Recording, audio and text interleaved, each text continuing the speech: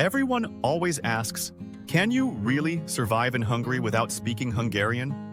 We'll get to the surprising answer, but honestly, that's not the biggest hurdle you'll face when you move here. It's not the paperwork, and it's not the gray winters. The biggest challenge and the greatest reward is getting to the heart of this place. So in this guide, we're skipping the tourist brochures and top 10 lists to show you what life in Hungary is actually like. We're going to break down the true cost of living in Budapest, not just with numbers, but with the feeling of what your money buys. We'll also cover the one cultural custom you absolutely have to know before you arrive, the one that opens the door to real Hungarian hospitality. This is for anyone thinking about a move, blending practical advice with the kind of cultural deep dive you just can't get from a textbook.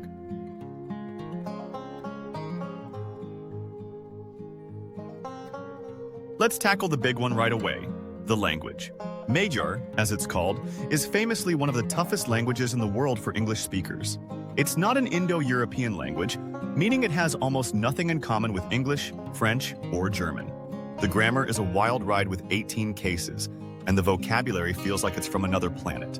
For centuries, this linguistic isolation has been a huge part of Hungarian identity, a source of pride and a feeling of being unique in Europe. I'll never forget my first few months here, standing in a little grocery store, a közért, just trying to buy milk. I'd practice the word, tej.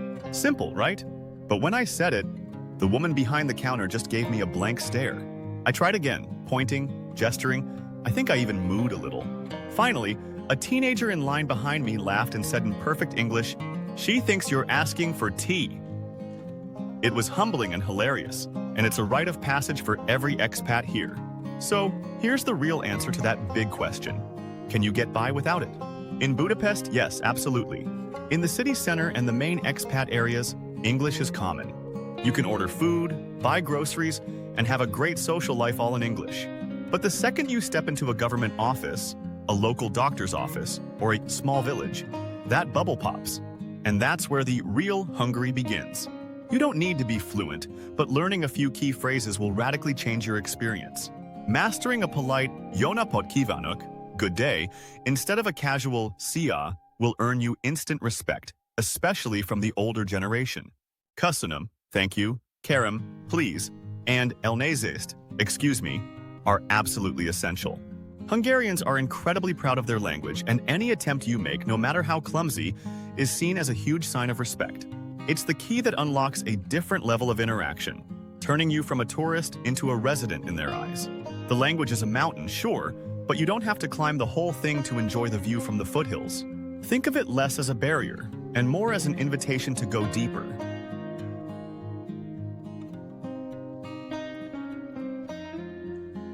You'll hear from almost everyone that Hungary is affordable, and they're not wrong. A single person can live a very comfortable life in Budapest for around 1,000 to 1,500 a month. But what does that actually feel like? Let's translate those numbers into daily life. Your biggest expense is housing. In the heart of Budapest's central districts like V6 and 7, a modern one-bedroom apartment will run you between $600 and $900 a month. And for that price, you're not getting a closet. You're likely getting a spacious place in a stunning historic building with high ceilings and classic details. Head over the river to the Buda side to greener districts like Tököl or 12th, and you can find similar quality for a little less, plus hills and fresh air. My own apartment hunt was a blur. Good places go fast. You learn to look for key things. Is the heating Kirko, a modern gas boiler? What does the common cost, or közös költség, cover? You learn the city's rhythm through its real estate. And if you're thinking long-term, while property prices in central Budapest have risen sharply in recent years, making the dream of owning a beautiful European apartment more competitive, it's still a more realistic goal here than in many other major capitals. Now, groceries. You can easily budget around $200 to $300 a month if you shop smart. This is where living in Hungary is fantastic. Forget sterile supermarkets.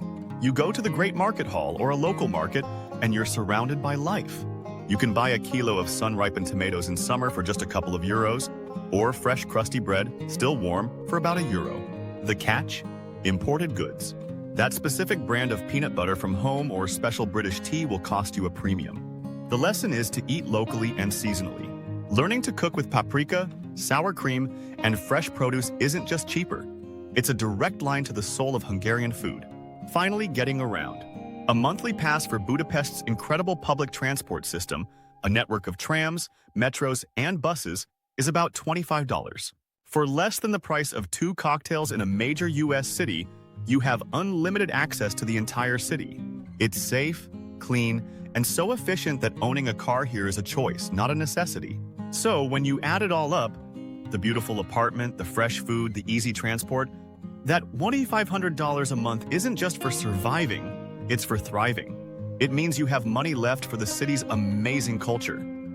Opera tickets for under $30, an afternoon at a thermal bath, or a fantastic 3-course dinner for 2 for under $45. Affordability here isn't a statistic. It's the foundation for a genuinely high quality of life.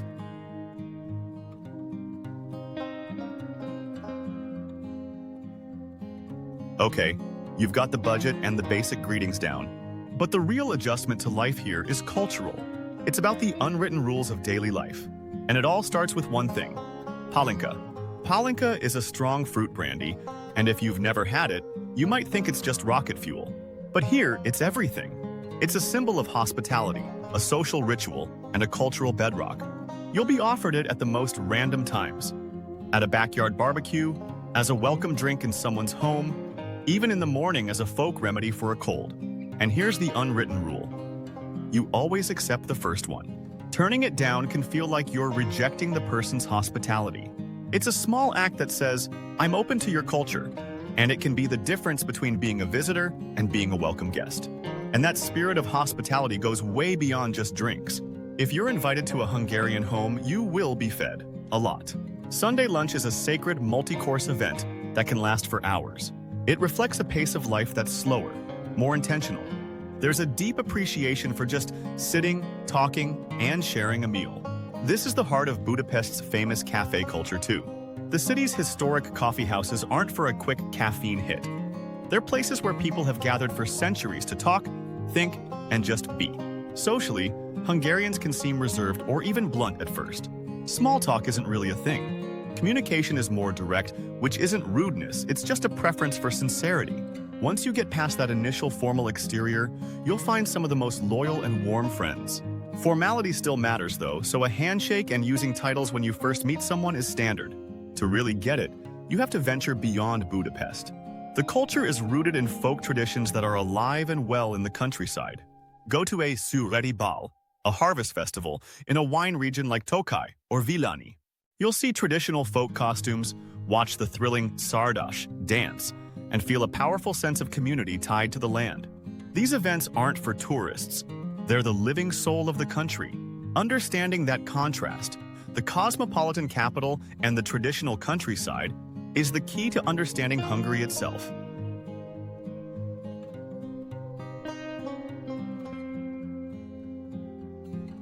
If you're finding this guide helpful and are starting to picture yourself soaking in a thermal bath or sipping coffee in a grand cafe, go ahead and hit that subscribe button. I share more deep dives into expat life and Hungarian culture every week. And let me know in the comments, what's your biggest question about moving to Hungary? I try to read and reply to as many as I can.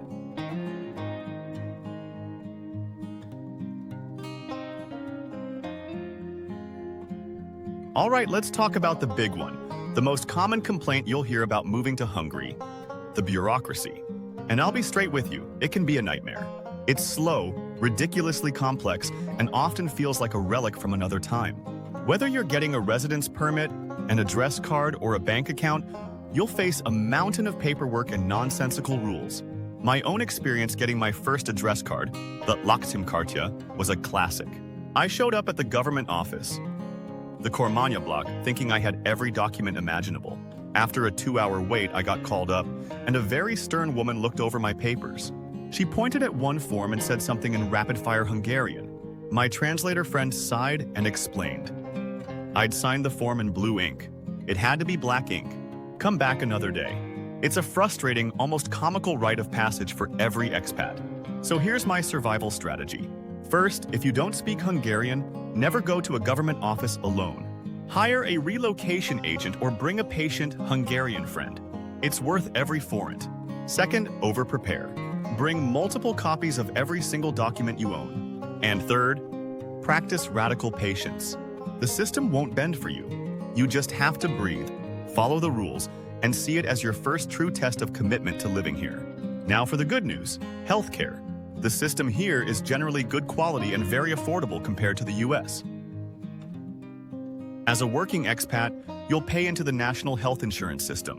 While you might hear locals complain about wait times, it gets the job done. To bypass that, there's a booming private healthcare sector, especially in Budapest, with English-speaking doctors and modern clinics where you can see a specialist quickly for a fraction of the cost back home. Finally, a quick word on work.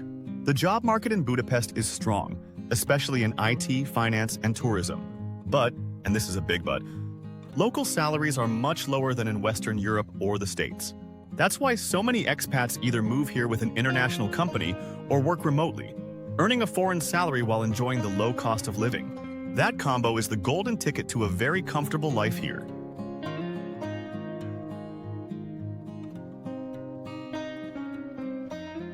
Moving to a new country can be lonely, and the fear of isolation is real. The good news? In Budapest, building a community is surprisingly easy.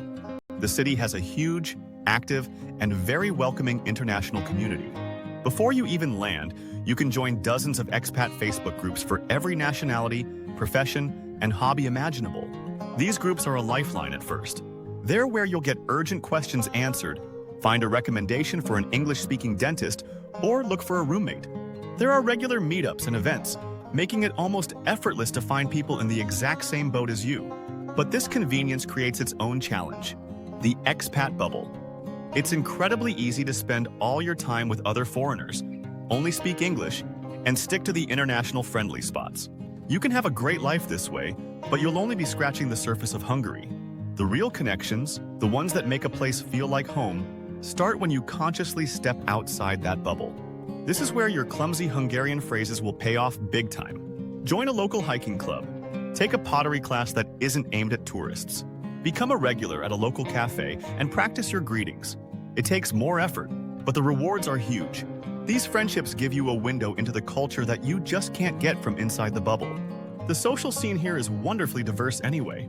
You can spend an evening in an iconic ruin bar, eclectic pubs built in the courtyards of abandoned buildings, or you can have a totally different day at a grand thermal bath, which are social hubs for locals, a place where friends and families soak, play chess, and unwind. You can see world-class concerts, explore countless museums, or enjoy the street festivals that fill the calendar all year long. Building a life here isn't just about finding friends. It's about finding your place in this rich, amazing tapestry.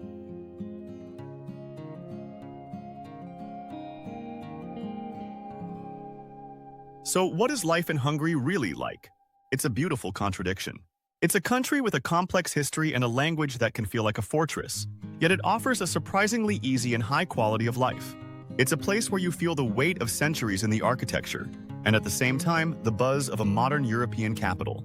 The challenges, like the language and the bureaucracy, are very real, but they are the price of admission for what you get in return. My final piece of advice is this. Come with an open mind and a curious heart. Be patient with the country and with yourself. Learn to laugh at the frustrations. Say yes to the palinka. Try to speak the language, even if you fail spectacularly.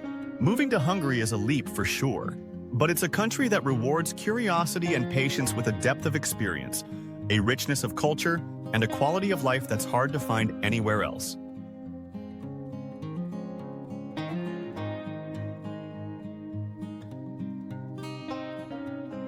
Thanks for watching this ultimate guide to life in Hungary. I hope it's given you a real, honest picture of what to expect. If you want to see what a day in my life here actually looks like, from my morning coffee to my evening walk along the Danube, check out this video right here. Don't forget to subscribe for more insights into expat life, and I'll see you in the next one. See ya!